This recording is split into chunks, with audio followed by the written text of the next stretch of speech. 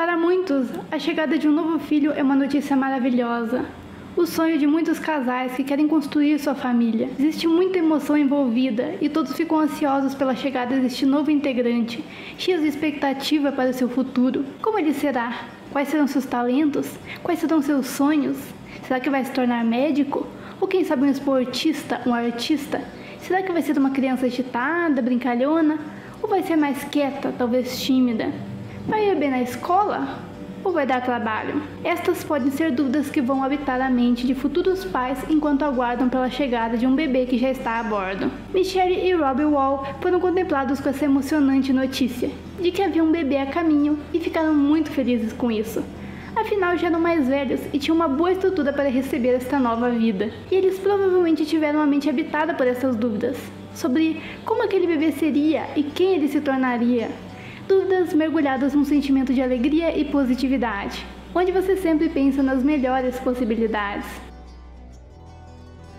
Porém, algo terrível aconteceu, algo que destruiu essa alegria tão grande e devastou os sonhos deste casal. Mas se acalme, que essa história tem um final surpreendente. Olá humanos, meu nome é Ela e sejam bem-vindos ao meu cantinho de reflexões. Hoje vocês vão conhecer a história de Noah Wall e vamos refletir um pouco sobre a complexidade da mente humana e sobre como ela é tão fascinante. Mas continuando a história, ao realizar exames de rotina em Michelle, os médicos fizeram uma descoberta terrível e precisaram informá-la ao casal Wall. O bebê deles, que eles decidiram chamar de Noah, foi diagnosticado com espinha bífida, cisto podencefálico e hidrocefalia. A espinha bífida impediria que Noah conseguisse mexer o corpo do peito para baixo. Mas isso não era o pior. O cisto podencefálico estava destruindo o cérebro de Noah e os médicos achavam que ele provavelmente iria nascer sem um quarto do cérebro. E a hidrocefalia, por sua vez, provoca acúmulo de líquido no cérebro, o que pode gerar convulsões e deficiência intelectual grave. Todas essas doenças juntas faziam com que as perspectivas não fossem nada boas. E os médicos disseram que as chances de Noah sobreviver eram muito baixas. Para piorar a situação, o quadro de Noah foi piorando com o avanço da gravidez. E os médicos passaram a achar que ele também pudesse estar sofrendo de síndrome de Patau e síndrome de Edwards. Síndromes genéticas raras e terríveis que causam danos devastadores nos indivíduos. E um bebê que nasce com alguma dessas síndromes dificilmente sobrevive a mais do que 1 ano de vida. O conselho dos médicos foi que a gravidez fosse interrompida, já que as chances de sobrevivência eram muito baixas. E mesmo se sobrevivesse, provavelmente Noah estaria condenado a um estado vegetativo, sem nunca poder ouvir, falar, comer, andar. E esta seria a decisão de muitos pais, e seria uma decisão compreensível, dada a gravidade do quadro e a todo o sofrimento que ele estava gerando. Mas o casal Wall era muito positivo e queria dar a Noah uma chance de vida. Eles acreditavam que enquanto houvesse uma chance, não se devia desistir e sempre ter esperança. Porém, agora todas as perspectivas e expectativas em relação ao futuro distante de Noah provavelmente sumiram da mente desses pais. Agora não importava mais se Noah se tornaria um médico, um esportista, um artista, se seria um bom ou mau aluno, quais seriam seus talentos, sonhos. Nada disso importava mais. Tudo o que importava é se ele iria sobreviver ao nascimento ou não, e se ele viveria mais do que um ano de vida ou não. Apesar de positivos, os pais de Noah não estavam iludidos e sabiam que as chances de sobrevivência eram muito baixas. Por isso eles já estavam fazendo toda a preparação para o funeral, inclusive chegaram a escolher um caixão. Eles estavam preparados para o pior. Mas em 6 de março de 2012, Noah nasceu e conseguiu respirar sozinho. Porém, foi feita uma ressonância magnética em Noah, que constatou que ele tinha apenas 2% do seu cérebro. Logo, mesmo tendo sobrevivido, ele provavelmente passaria todos os seus dias em estado vegetativo, sem nunca conseguir ver, ouvir, falar, andar. Viveria sem consciência do mundo à sua volta. Mas os médicos realizaram todos os procedimentos necessários para reparar os danos causados pela doença, como a drenagem do cérebro para retirar o líquido acumulado pela hidrocefalia. E então, algo incrível aconteceu. Algo pelo qual ninguém esperava e que até hoje intriga a comunidade médica. O cérebro de Noah continuou crescendo depois que ele nasceu, passou a crescer fora do útero e aos 3 anos de idade seu cérebro já tinha crescido 80%. E com isso Noah conseguiu ver, ouvir e aprender a falar. Hoje Noah já tem quase 12 anos e frequenta a escola, já sabe ler, escrever e tem contas nas redes sociais onde compartilha sua vida, contas administradas pela sua mãe. E ele tem o sonho de ser um astronauta. Ele ainda tem problemas de locomoção e não consegue andar sozinho, precisando de uma cadeira de rodas. Porém, sua família tem esperança de que um dia ele consiga finalmente andar sozinho. E afinal, por que eu trouxe este caso aqui para o canal? Muitos utilizam o caso de Noah para passar uma visão pró-vida, contra a interrupção de gestações por qualquer motivo que seja. E outras pessoas também usam o caso dele para falar de milagre, de fé e coisas nesse sentido. Porém, não foi por nenhum desses motivos que eu resolvi trazer o caso de Noah aqui. Eu acredito que numa situação como essa, como a de Noah, um caso como esse, cabe somente aos pais a decisão de continuar ou não a gestação. Só eles sabem pelo que estão passando.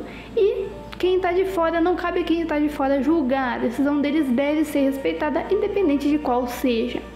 Até porque, na maioria das vezes, casos como esse não terão um final tão feliz quanto o de Noah.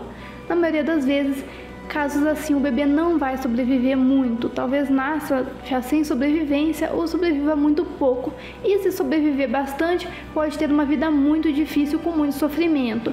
Então, cada caso é um caso. O caso de Noah é realmente um caso bastante único. Porém, para mim, o caso dele não é exatamente um milagre, mas sim uma improbabilidade, sim.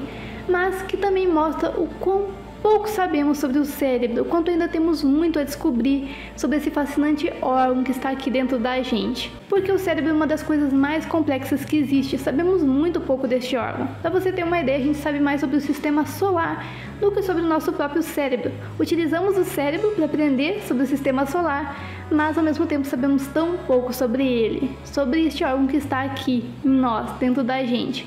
Ele ainda é um grande mistério. E isso não acontece porque não estudamos ele devidamente, porque não damos importância para o nosso cérebro, porque nos importamos mais em estudar o sistema solar do que estudar o cérebro. Não, existem muitas pesquisas com o objetivo de entender mais sobre esse órgão. Isso é muito importante. As pessoas estão o tempo todo, os pesquisadores, médicos, estão o tempo todo se esforçando para descobrir mais coisas sobre esse órgão. Porém, o cérebro é muito complexo, tão complexo que mesmo com tanta pesquisa e estudo, a gente ainda tem muito a descobrir sobre ele. E casos como o de Noah mostram isso, mostram a nossa ignorância sobre este órgão e nos incentivam a estudar mais sobre isso, a tentar entender melhor esta máquina. Por isso, quando eu ouço gente falando que doença mental é bobagem, que depressão é frescura, ou que sexualidade é um negócio super simples, que homossexualidade é inventada pela mídia, que transexualidade é falta de louça para lavar, coisas desse tipo, realmente eu fico pensando que essas pessoas que dizem isso não sabem nada sobre o cérebro e não entendem o quão complexo o cérebro é, para acharem que é algo tão simples assim, que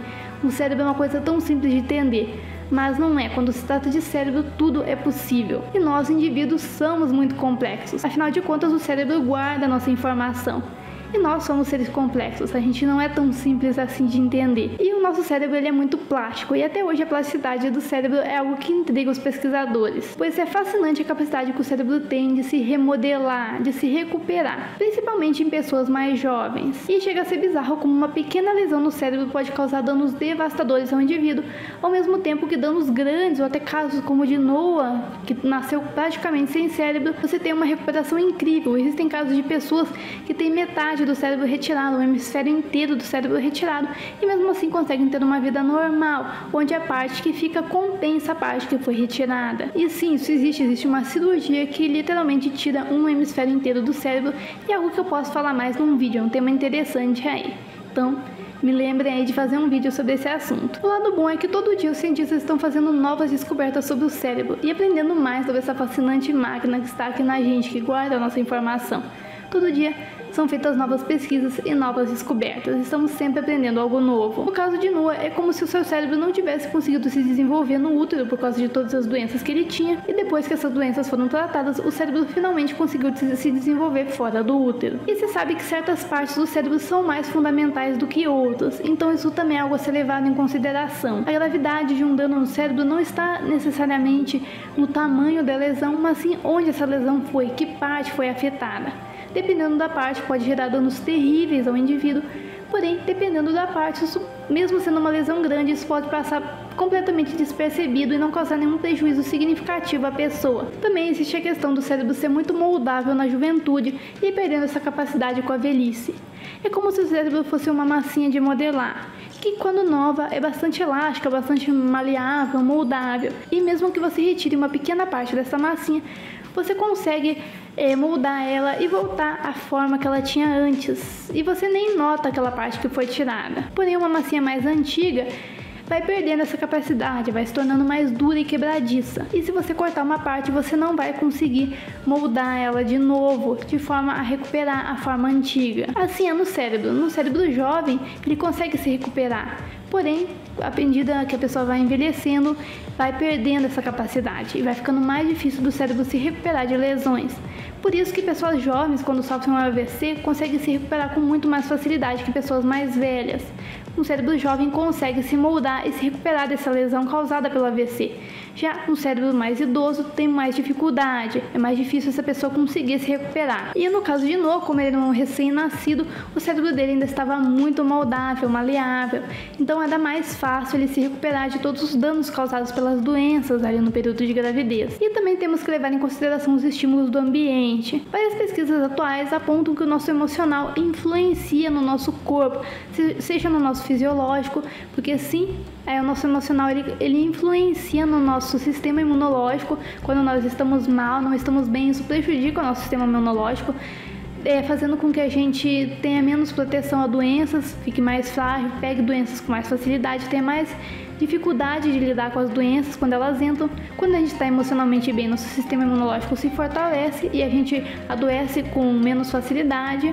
E também, se a doença entra, a gente consegue combater ela com mais facilidade. E o emocional também afeta o cérebro. Existem estudos que mostram que pessoas com depressão têm mais risco de desenvolver demência, porque o emocional ele também afeta o desenvolvimento do cérebro. E por isso o mal-estar emocional vai tornar o cérebro mais suscetível à demência. Logo, o bem-estar emocional também é positivo para o nosso cérebro.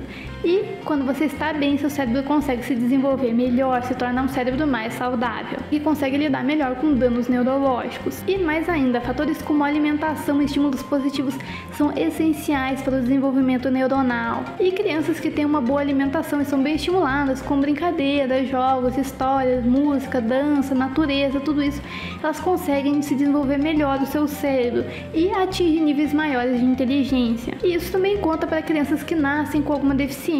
Crianças que nascem com deficiência, mas são bem estimuladas, bem alimentadas durante a infância, conseguem lidar melhor com essa deficiência, com as comorbidades geradas por ela, do que crianças que não têm esses bons estímulos. Essas crianças que não são bem estimuladas, que não são bem alimentadas na infância, vão sofrer mais com aquela deficiência do que as crianças que têm esses estímulos, têm essa boa alimentação. Então os fatores ambientais, eles também influenciam muito nisso. E no caso de Noah, ele parece ter uma família muito amorosa, muito bem estruturada, que deu para ele todos os estímulos necessários para desenvolver bem o seu cérebro. E talvez se Noah não tivesse tido todos esses bons estímulos, talvez ele não tivesse conseguido ter uma recuperação tão boa quanto a que ele teve. Então isso também influencia. Então tudo isso mostra como a mente humana é tão complexa e fascinante e como somos influenciados por fatores que vão muito além da genética. Então jamais pense que o cérebro é uma coisa simples, porque acredite, o cérebro é muito complexo. Exatamente por causa disso, muito fascinante. Eu acho o estudo do cérebro uma coisa muito incrível. Eu adoro ver casos assim, casos intrigantes como o de Noah. Eu acho isso muito interessante. Eu acho muito legal perceber o quanto o cérebro é complexo e o quanto isso permite muitas possibilidades. E como a gente nunca sabe o que esperar do cérebro, né? As questões cerebrais podem gerar as mais incríveis e fascinantes histórias. Seja pro lado bom ou pro lado ruim também. Também existem casos em que a complexidade do cérebro leva a coisas ruins, né? Leva a doenças neurológicas ruins, estranhas, curiosas e que acabam prejudicando muito os pacientes que sofrem disso. Mas também existem casos aí bons, né? Casos como o de Noah, que mostram que o cérebro tem uma incrível capacidade de se recuperar, de se remodelar, de se moldar e lidar com lesões. Isso até nos dá certa esperança para lidar com doenças que estão relacionadas com a degeneração do cérebro, né? Se um cérebro como o de Noah consegue se recuperar tanto, né? Nasceu só com 2% do cérebro e conseguiu recuperar quase completamente esse cérebro. Esse caso, né, nos dá certa esperança aí de conseguir aprender a lidar melhor com doenças degenerativas, doenças que provocam perda ali neuronal ou com lesões, acidentes, e que talvez um dia a gente descubra melhores formas de conseguir se recuperar dessa doença, de conseguir recuperar o cérebro, né, dessas doenças. Então a gente tem muito a avançar sobre o estudo do cérebro e temos possibilidades aí bem boas para o futuro. Bem, mas então é isso, espero que tenham gostado do vídeo, espero que tenham achado interessante a história do Noah e espero que eu tenha conseguido despertar aí em vocês esse fascínio por estudar a mente humana. Mas então é isso, fiquem bem e até a próxima!